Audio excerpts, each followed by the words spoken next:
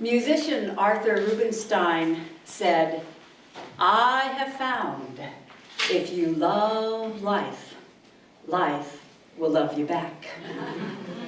I love this program, and to help you love it back, I promise we are not going to talk about ivory tower ideas that have no relevance to your world. In fact, we're going to follow Carrie Fisher's advice. Now, you remember Carrie Fisher from Star Wars, Princess Leia, Cinnabon ears? Yeah, that Carrie Fisher. Carrie Fisher said, "Instant gratification takes too long."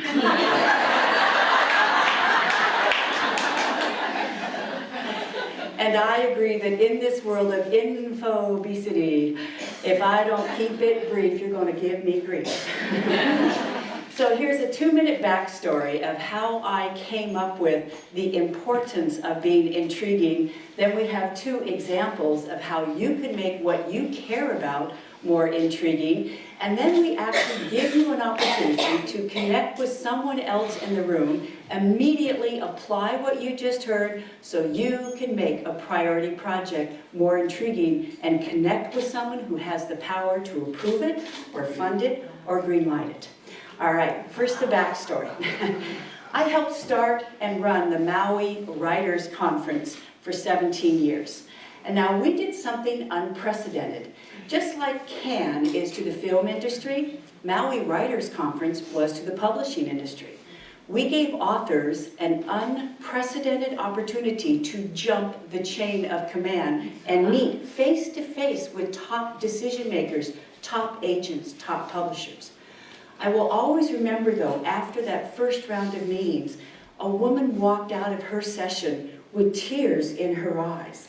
And I said, "What happened?" And she said, "I just saw my dream go down the drain." I said, "What happened?" She said, "I've been working on a trilogy for 3 years." She said, "His first question was, 'What's your book about?' And it's so complicated." And I started explaining it, and I could tell that the more I talked, the more he confused became. And so I just kept talking, and before I know it, my 10 minutes was up, and he had never said a word. My dream just went down the drain. And I had a chance to talk to Bob Loomis, who was a senior VP of Random House later that night. And I asked him what was happening. He said, "Sam, we've seen thousands of proposals. We make up our mind in the first 60 seconds whether or not we're interested in that project."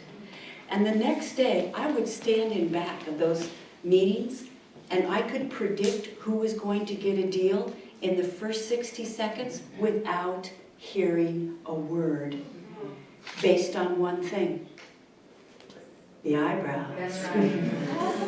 Because see, if the eyebrows are crunched right now, go ahead, knit, furrow your eyebrows. Do you feel confused? Confused people don't say yes. If the eyebrows were unmoved, it meant they were unmoved, or they'd had Botox. Now, if the eyebrows were up, that was good news. Right now, lift your eyebrows, if you would. Do you feel intrigued, like you want to know more? That means we just got what we care about in your mental door. Now, Joanne's story doesn't end, because the next day I saw her in the halls and I said, "Joanne, did you go to the reception last night? I mean, there were agents and editors there. You could connect with them there." And she wouldn't look at me. And I said, "What's up?" And she said, "I didn't go." I said, "You didn't go to the reception?" And inside I'm thinking, you've been working on a project for 3 years. You invested thousands of dollars. You flew across a continent and an ocean. You had a chance to meet with decision makers who had the power to give you a deal on the spot, and you didn't go? And she said, "I didn't know what to say." She said, "I was so intimidated, I hid out in my hotel room." I was so troubled by this. You know, in the days following, I thought, author E.M. Forster was asked the secret to life. And he said 2 words: only connect. And yet we don't. And it's not that we don't want to. It's that we're not taught to. Think about in school, we're taught reading and writing and arithmetic. We're not taught how to be intriguing.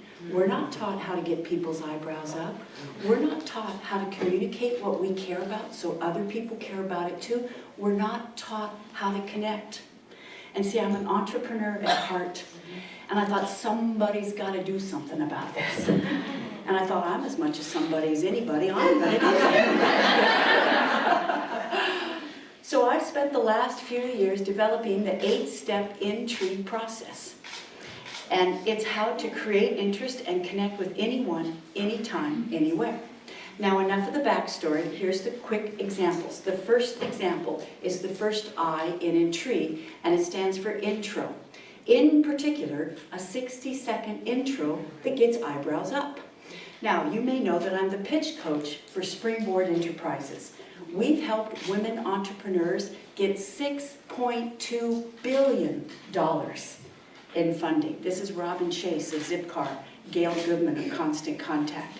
And one of my clients, Kathleen Callender, came to me. She said, Sam, I've got good news and I've got bad news. I said, what's the good news? She said, I've been asked to speak to a room full of investors at the Paley Center in New York City. I said, that is good news. I said, what's the bad news? She said, I'm going at 2:30 in the afternoon, and I only have 10 minutes. She said, Sam, you can't say anything in 10 minutes.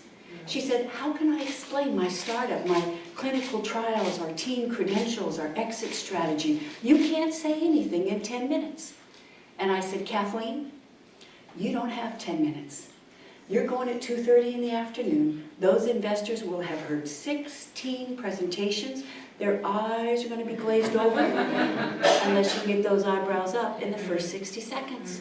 She said, how can I do that? Here's how you can do that. Here's the 60-second opening we came up with that not only helped her land millions in funding, it helped her be selected as one of Business Week's most promising social entrepreneurs of 2010. Did you know there are 1.8 billion vaccinations given every year? Did you know up to half of those are done with reused needles? Did you know we are spreading and perpetuating the very diseases we are trying to prevent? Imagine if there were a painless, one-use needle for a fraction of the current cost. You don't have to imagine it. We've created it, and she's off and running. Are your eyebrows up? Do you want to know more? Okay, 3 quick steps. What is an idea you want supported, a project you want green-lighted, a cause or a company you want funded? Who's the decision maker? Don't try and explain what your business is about. Ask 3 did you know questions that get them interested in what your business is about. What are 3 did you knows that go to the scope of the problem, that go to the urgency of the issue, that go to a shift in the trend? Now, the next word is imagine. The word imagine helps us see what you're saying. It pulls us out of our preoccupation because we're picturing your point. Now link the word imagine to 3 attributes of your problem to that solution, of your project that meets that need, your program that addresses that issue. Think about Kathleen. What did her decision makers care about? Those painful inoculations, so we turned it into painless. What did they care about? Those reused needles, so we turned it into one use. And all decision makers care about money, so it was a fraction of the current cost. Do you see how we distilled into one succinct sentence, who wouldn't want that? Now bridge to the 3rd step. You don't have to imagine it. We've created it. Now come in with your precedents, come in with your evidence to prove that this is not speculative or pie in the sky. This is a done deal, and you are the one to deliver it. All right, sample 2. Sample 2 is the second I in Intrigue, and it's interactive. And this is based on something Bette Midler said in the movie Beaches. How many of you saw the movie? I know we did. Yay! Bette Midler has this great line in that movie. She said, enough about me. What do you think about me?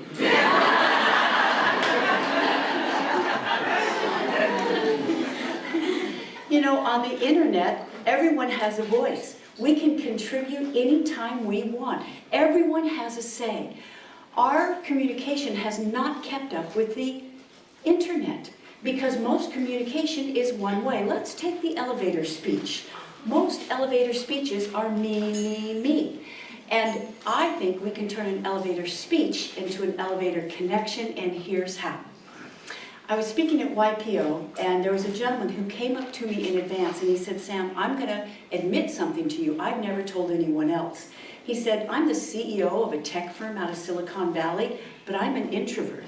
He said, I hate chit-chat and small talk. He said, I avoid those receptions at any cost.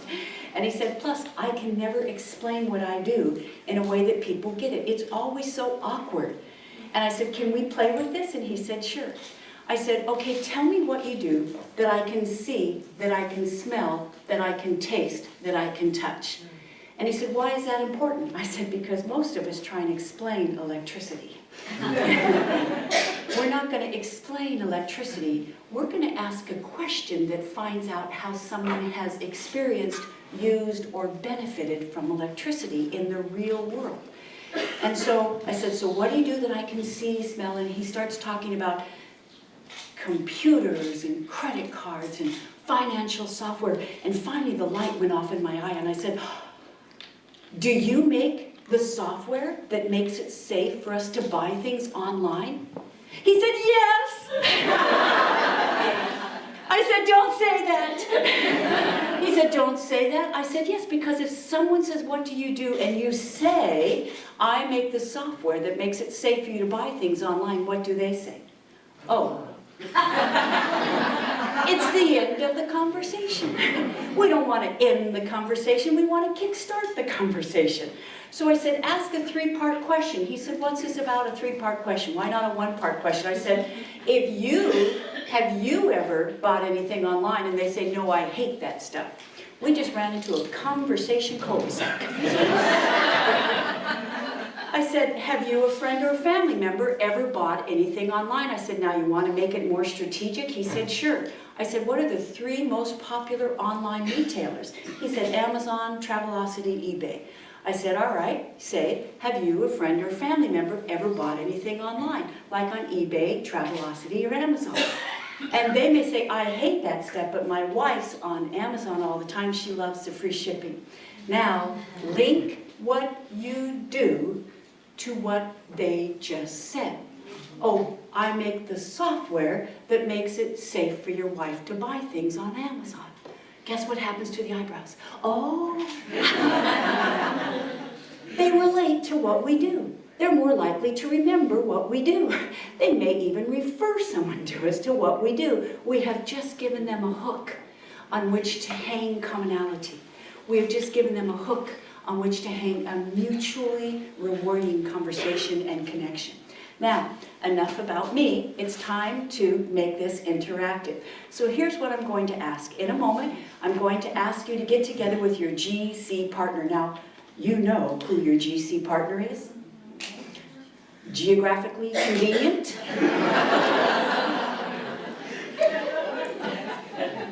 Now here's the exercise. And now if you're watching this on the video, maybe there's someone in your office you can do this with, or maybe you can just brainstorm, strategize it in the 3 minutes we're going to take for this exercise. So here's the exercise. Number 1, what is a project you care about? An idea you want supported. Project you want green lighted. A cause or a company that you want funded.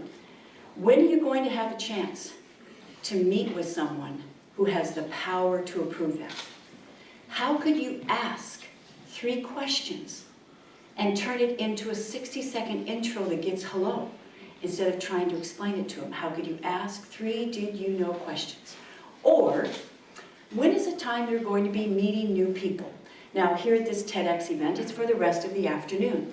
Or if you're watching this video, maybe it's when you're going to a business lunch or the Bark Park. It works either way. When they say, what do you do? Don't tell them. Ask a 3-part, do you know anyone, could be yourself, could be a friend, could be a family member who has done this. And now wait until they say, oh yeah. You know, instead of saying, I'm a chiropractor, do you know anyone who has back pain, who can't sleep at night, who can't pick up, can't play their favorite sport? Oh yeah, my brother's got such good, well, I help people like your brother. Do you see how it works? All right, so here's what we're gonna do, 3-minute exercise. In a moment, I'm gonna ask you to turn to your GC partner. Once I see that everyone has a partner, decide who goes first. If you go first, you have 1.5 minutes. Say, I'm going to talk about that project that I want green lighted, and come up with some 3 did you know questions that will get those eyebrows up in the first 60 seconds. Or you can say, I want to talk about how I can meet new people. And when they say, what do you do? How I can actually ask a question that starts a conversation instead of leads to a dead end. I'll let you know when 1.5 minutes is up, and then it's your partner's turn, and then we come back and I wrap up with my big idea. Sound like a plan?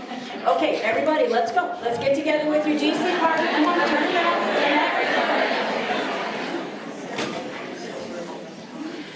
So what's my big idea?